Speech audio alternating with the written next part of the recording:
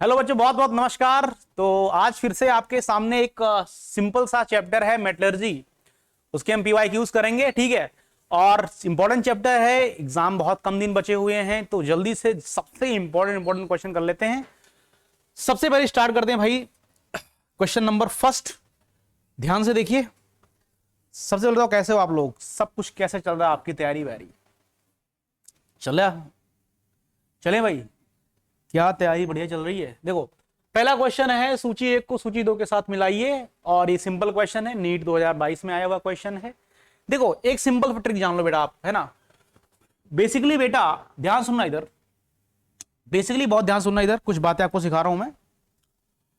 एक होता है हेमेटाइट, एक होता है मैग्नेटाइट। ये बेटा होता है Fe2O3 और ये होता है Fe3O4। हमें कैसे याद रखना है इसको? हम याद करेंगे बेटा इसको HM से, और H क्या है यहां पे 2,3 और M क्या है बेटा 3,4। 2,3 मतलब 2 Fe और 3 ऑक्सीजन, समझ में आ गया। और M क्या है बेटा मैग्नेटाइट, 3 Fe और 4 क्या हो गया ऑक्सीजन। ठीक है, तो दो बातें आपको समझ में आ गई क्या। H क्या है भैया, हेमेटाइट क्या है Fe2O3, और मैग्नेटाइट क्या है Fe3O4। ये तो पता लग गया आपको। अब कुछ बातें मैं आपको और सिखाता हूं। एक सिंपल सा ट्रिक आप याद रखना, बहुत बेहतरीन ट्रिक है ये, सुनना बेटा। ट्रिक है मैला कॉपर, मैला कॉपर, काला जिंक, सीधा Fe, सीधा Fe। ये बेसिकली कॉपर, जिंक और Fe, मैला मतलब मैलेकाइट, काला मतलब कैलेमाइन, सीधा मतलब सीडेराइट। ये सब क्या होते हैं बेटा? ये होते हैं और होते हैं किसके? कॉपर के, जिंक के और Fe के। और ये सारे के सारे बेटा कार्बोनेट और हैं। कैसे और हैं ये? कार्बोनेट और हैं। ठीक है, CO3 के साथ। ठीक है, अब ध्यान सुना इधर। कैलामाइन मतलब काला हो गया, तो किसका होगा? जिंक का। जिंक का मतलब कार्बोनेट, मतलब देखो इसका आंसर क्या हो गया, ये वाला। ठीक है, ऐसे ही कैलोनाइट क्या होता है बेटा? इसका होता है। तो बोलो कौन सा सही है? पहले का होगा तीसरा, बी का होगा पहला, और सी का होगा बेटा कौन सा? दूसरा, और डी का होगा चौथा। यानी आंसर आ गया आपका पहला। बोलो क्लियर है? ये बात याद रखना, बहुत इंपॉर्टेंट है, बहुत इंपॉर्टेंट है। ठीक है, आगे चलते हैं बेटा।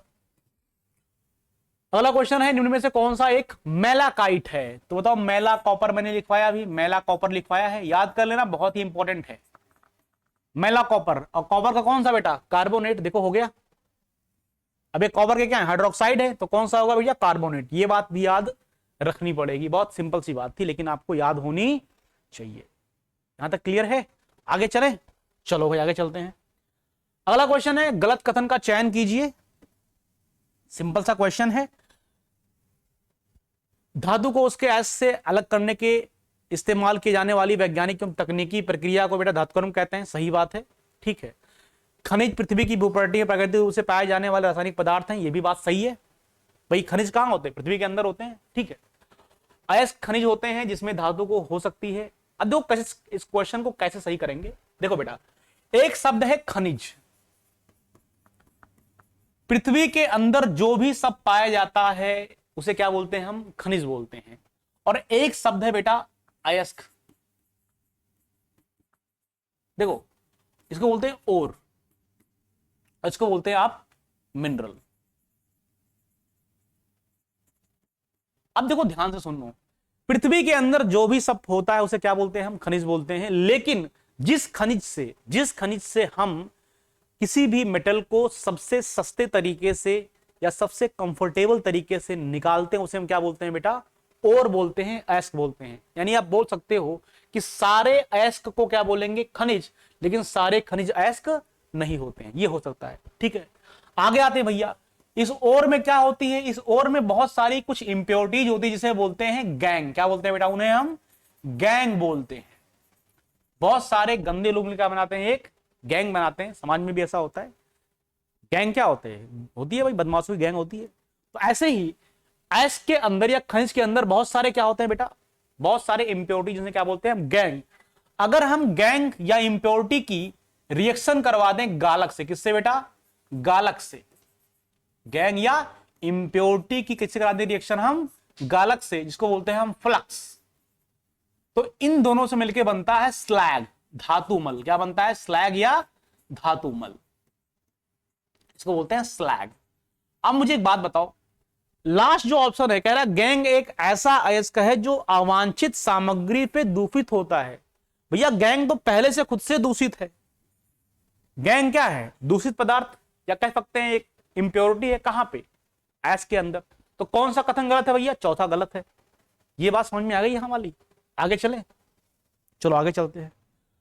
निम्न में से कौन सा लोह का खनिज है, लोहे का खनिज कौन सा बताओ बेटा, HM याद करना है, हेमेटाइट और मैग्नेटाइट। हेमेटाइट और मैग्नेटाइट, सही कौन सा आंसर है ये देखो, समझ में आ गया। अच्छा मैला कार्ड किसका होता था, अभी सिखाया था मैंने, कॉपर का। एक है बेटा कैसिटराइट, देखो ये होता है SnO2, ये बेसिकली किसका है, SN का। ये भी इंपॉर्टेंट है, आ सका है एक बार। कैसे याद करेंगे, देखो कैसेट जानते हो आप, कैसेट बताओ, कैसेट का यूज क्या करते थे पहले के जमाने में, सॉन्ग के लिए बेटा। तो आप सॉन्ग से याद रखेंगे क्या, SN। कैसेट से याद करेंगे सॉन्ग को, सॉन्ग से SN, मतलब ये टिन, SN का क्या है, और है। एक है पारोलोसाइट, उससे कोई मतलब नहीं है, इंपॉर्टेंट नहीं है। एक है मैग्नेटाइट, ठीक है, तो याद रखना क्या है। HM किसके हैं भैया, अभी सिखाया था 2, 3 और 3, 4। तो आंसर कौन सा आ गया, मैग्नेटाइट। आगे चले, ये क्वेश्चन अच्छा क्वेश्चन है, बहुत सारी कहानी लिख रखी है उसने, बट क्वेश्चन बहुत ही सिंपल है। कोई कहानी है, सल्फाइड के भर्जन पर गैस X मिलता है या रंगीन, श्वासरोधी व जलती हुई सल्फर की गंध वाली गैस है और अम्ल वर्षा के कारण श्वसन अंग को गहरी क्षति पहुंचाती है।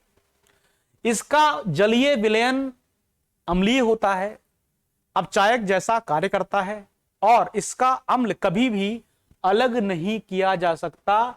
गैस X है। सबसे पहले देखो भैया भर्जन क्या होता है, जिसको रोस्टिंग बोलते हैं।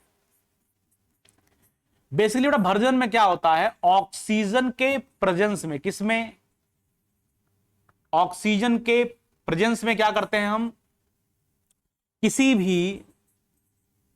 भी ओर को जलाते हैं और बनाते हैं उसका हम ऑक्साइड। क्या बनाते हैं उसका हम ऑक्साइड, और साथ में निकलती है भैया SO2 गैस। क्या निकलती है, SO2 गैस। मेरी बात क्लियर है आपको। जैसे मान लो लिखा है Fe3O4, या ऐसा मान लो FeS2 या Fe2S3, ऐसा मान लो। तो क्या होगा भैया, इसको जलाएंगे O2 में तो क्या बन जाएगा, ये बन जाएगा FeO प्लस SO2। तो याद रखना केवल कौन सी गैस बनती है उसमें, SO2। ये सारी कहानी क्या है बेटा, फर्जी है। हमें किस पे जाना है, SO2 पे। तो भर्जन में और बहुत सारे एलिमेंट हो सकते हैं, बहुत सारे मेटल हो सकते हैं, ठीक है। यहाँ पे बहुत सारे और से क्या बना देंगे हम, मेटल के ऑक्साइड। तो भर्जन इसका उल्टा होता है निस्तापन। निस्तापन में क्या होता है, ऑक्सीजन के एब्सेंस में जलाते हैं, आपने को याद किया हो तो, ठीक है। दोनों में क्या करते हैं, ये चलती कहां प्रोसेस, ये चलती है रिवर्बरेटरी फर्नेस में। कहां पे बेटा, रिवर्बरेटरी फर्नेस में चलती है। भर्जन में क्या करेंगे हम, ऑक्सीजन के उपस्थिति में गर्म करेंगे, और निस्तापन में क्या करेंगे, ऑक्सीजन के एब्सेंस में करेंगे। दोनों में हम क्या बनाएंगे, दोनों में बनाएंगे हम भैया ऑक्साइड, किसके, मेटल के। क्लियर है, आगे चलते हैं। एक है वात्या भट्टी में प्राप्त किया जा सकने वाला अधिकतम तापमान कितना है। देखो वात्या भट्टी आपने कुछ सीखा होगा, ऐसे बनाते हैं भैया। और वात्या भट्टी देखो, कुछ याद आया बेटा, वात्या भट्टी यहां पे डालते हैं, और कुछ याद आ रहा है, लाइम स्टोन डालते थे, बोलो कुछ याद आया, लाइम स्टोन डालते थे प्लस कोक डालते थे, ठीक है। आपको याद, यहां पे मोल्टेन मेटल मिलती थी, मोल्टेन मेटल है ना, गली हुई धातु, ठीक है। यहां से हम क्या करते थे, ऑक्सीजन सप्लाई करते थे, कुछ याद आ रहा है। तो देखो यहां पे टेम्परेचर कितना था, लगभग 2170 के आसपास था। फिर यहां कितना था, 1570 था कैल्विन। यहां कितना था बेटा, 1070 था, था ना। तो मैक्सिमम टेम्परेचर कहां जा सकता है, 2170 जा सकता है, लेकिन इससे थोड़ा ज्यादा भी हो सकता है। तो लगभग क्या है बेटा आंसर इसका, 2200 के आसपास हम टेम्परेचर लेके जा सकते हैं। कहां पे, ब्लास्ट फर्नेस में या वात्या भट्टी में, ठीक है। इसका नाम है ब्लास्ट फर्नेस या वात्या भट्टी। बोलो क्लियर है बेटा, आगे चलते हैं। एलिंघम आरेख को ध्यान में रखते हुए निम्नलिखित में से कौन सी धातु का उपयोग एल्यूमिना के अपचयन में किया जाता है। अब देखो इसका बहुत सिंपल तरीका है, मैंने कल वन शॉट कराया था, उसमें बताया था, बहुत सिंपल है भैया। देखो ध्यान से, एलिंघम डायग्राम क्या होता है? ये होता है डेल्टा जी वर्सेस टी का ग्राफ। अच्छा, डेल्टा जी क्या होता है? डेल्टा जी अगर किसी के लिए निगेटिव है, क्या है बेटा, किसी के लिए निगेटिव है, इसका मतलब क्या होता है, वो रिएक्शन बहुत ही फेवरेबल है। क्या है बेटा? फेवरेबल रिएक्शन होता है। क्या होती है? रिएक्शन बहुत ही फेवरेबल होती है अगर डेल्टा जी क्या है आपका, नेगेटिव है। अब देखो, आपने एक बात पढ़ी होगी रिएक्टिविटी सीरीज, कहां पे? इलेक्ट्रोकेमिस्ट्री में। क्या पढ़ा? देखो इधर, लिथियम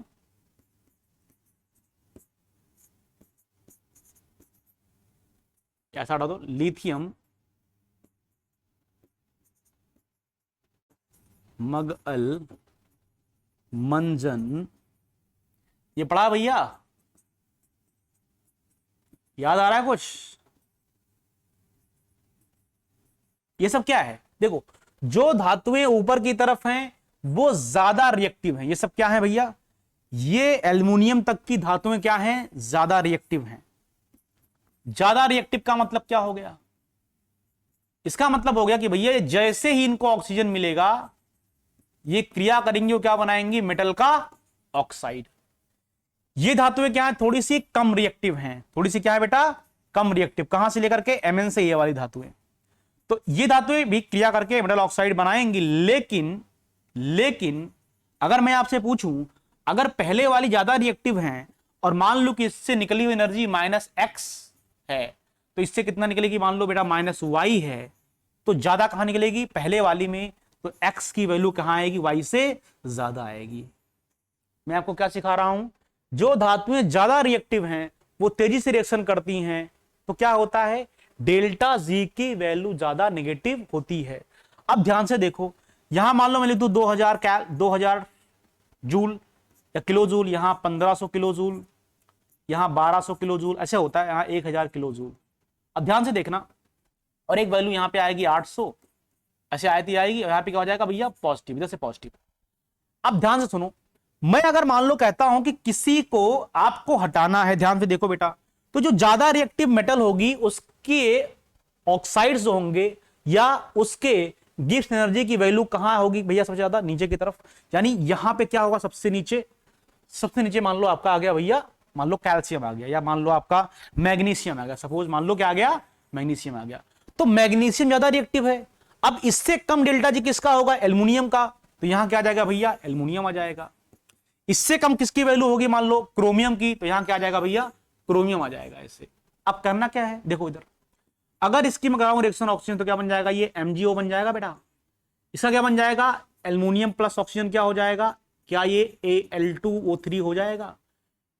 क्या ये क्रोमियम की रिएक्शन करा दो ऑक्सीजन, तो क्या बन जाएगा बताओ? ये बन जाएगा Cr2O3 बन जाएगा। मैं कहना क्या चाह रहा हूं, देखो, जो धातुएं नीचे हैं वो ऊपर के ऑक्साइड से ऑक्सीजन को खींच लेंगी। क्यों? क्योंकि उनकी रिएक्टिविटी क्या है? ज्यादा है।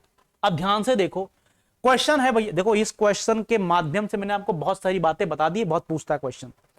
मैंने क्या बता दिया आपको? सुनो ध्यान से। मैंने आपको बोला कि भैया क्या करना है, इस ग्राफ के अनुसार से एल्यूमिना को रिड्यूस करवाना है। एल्यूमिना होता है भैया Al2O3। अब बताओ Al2O3 को कौन रिड्यूस कर सकता है? वो धातुएं जो एल्युमिनियम के कहां आएंगी? ऊपर आएंगी। तो एल्युमिनियम के ऊपर कौन सी आती हैं? मैग्नीशियम आता है? आता है सर। जिंक, Fe और कॉपर कहां है? जिंक, Fe और कॉपर कहां है? एल्युमिनियम के नीचे है बेटा। तो कौन रिड्यूस करेगा? Mg करेगा। क्यों? क्योंकि ये ऊपर है रिएक्टिविटी सीरीज में, तो इसका एनर्जी गिब्स वाला क्या होगा? ज्यादा नेगेटिव होगा। तो ये Mg क्या करेगा? एल्युमिनियम वाले को रिड्यूस कर देगा। देखो कर दिया, यहां कर देगा बेटा रिड्यूस इसको।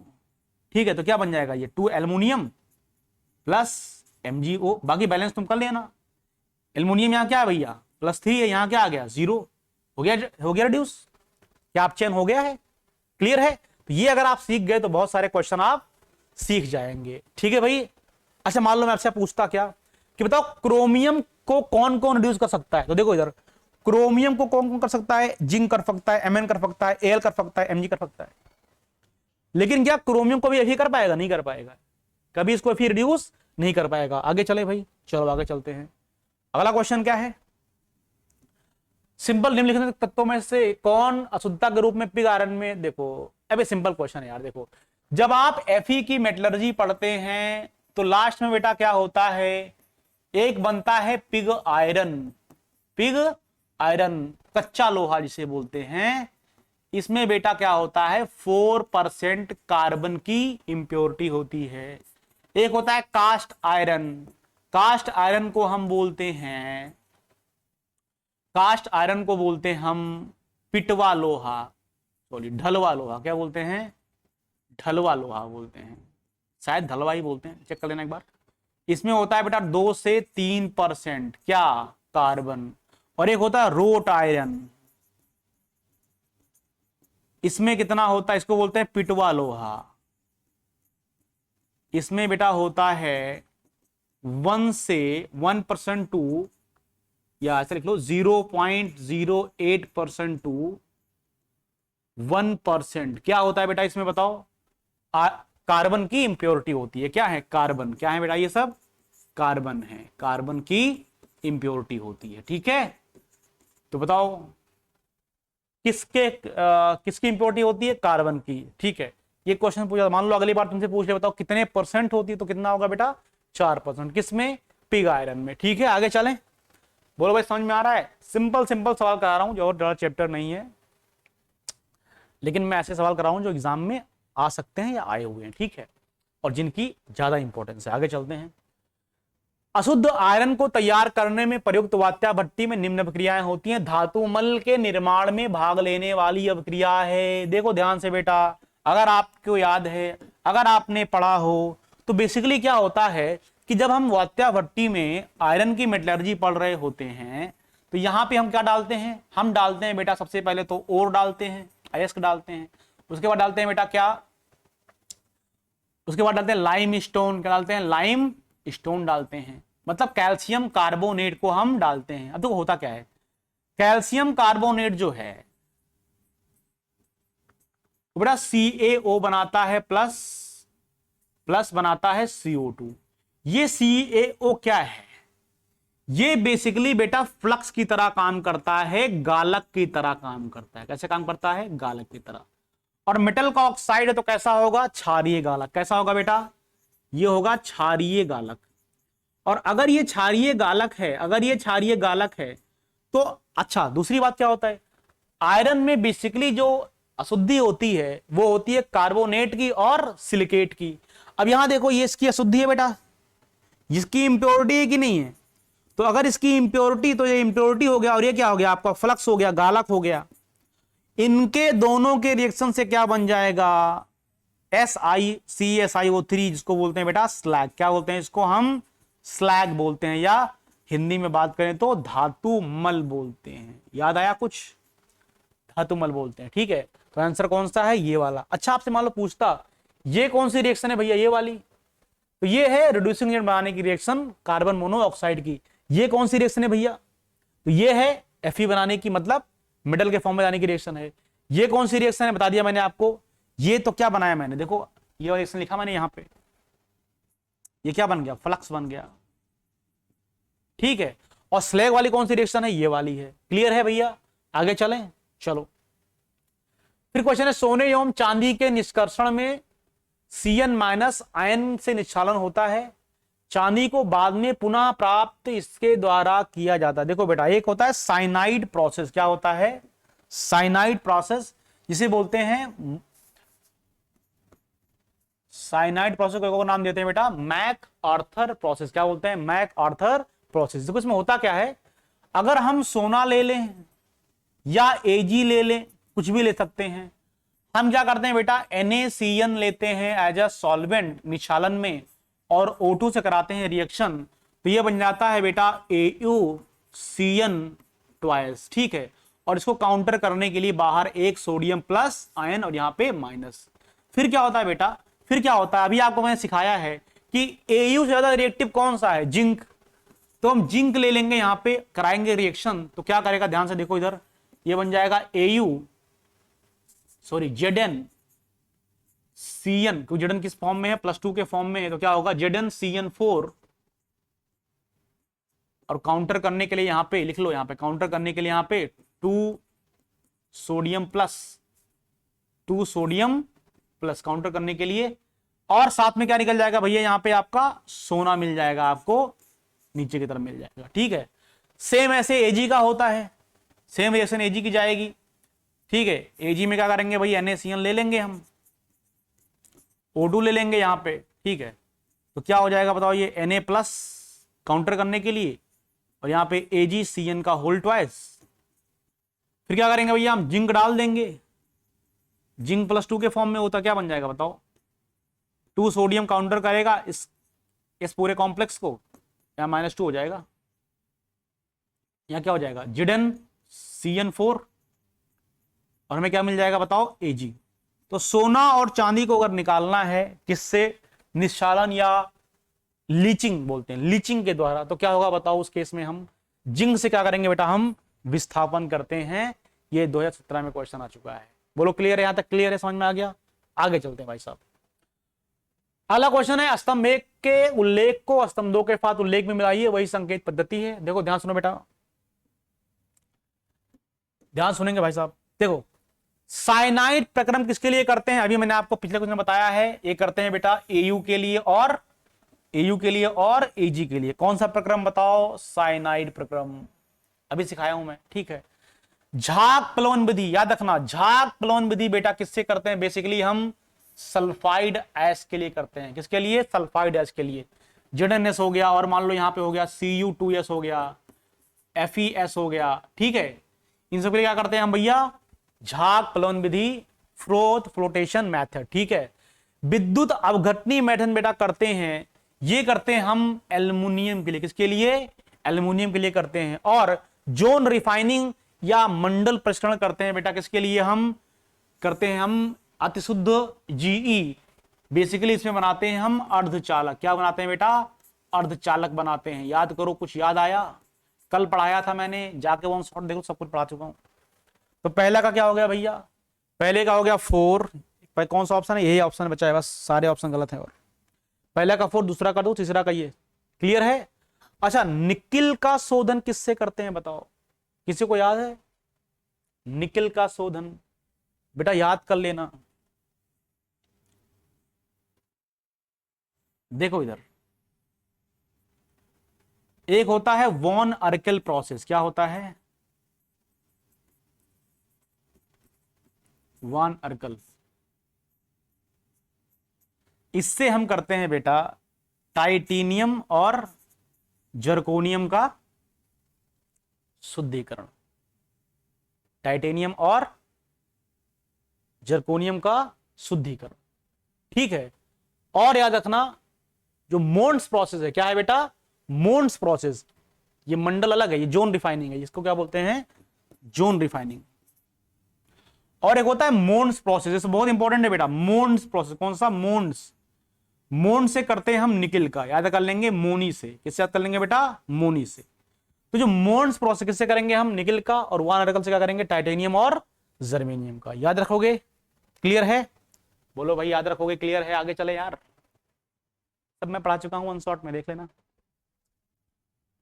अगला क्वेश्चन है, किस धातु का युग्म शुद्धिकरण वैन अर्कल विधि से किया जाता है भैया, याद कर लो, वान अर्कल या वैन अर्कल, जैसा मन करे वो लिखो। तो जो वैन अर्कल प्रोसेस है, इसके क्या करते हैं भैया बताओ, टाइटेनियम और जर्कोनियम का।